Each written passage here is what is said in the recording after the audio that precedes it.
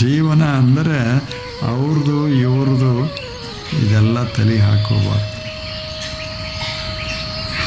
ತಣ್ಣಗೆ ಅವು ಹಂಗೆ ಹಕ್ಕಿ ಅದಾವ, ಹಂಗೆ ಹಾಡ್ಕೋತ ಮಾಡ್ಕೋತ ಉಣ್ಕೋತ ತಿನ್ಕೋತ ಆರಾಮಾಗಿ ಜಗತ್ತಿನಾಗಿರೋದು.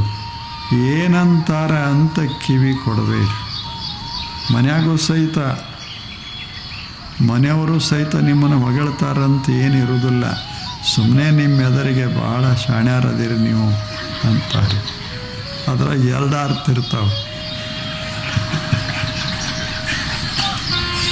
ಇವ ಏನು ತಿಳ್ಕೊತಾನೆ, ಏನು ನಮ್ಮವರು ನಾ ಭಾಳ ಶಾಣೆ ಆದೀನಿ ಅಂತ.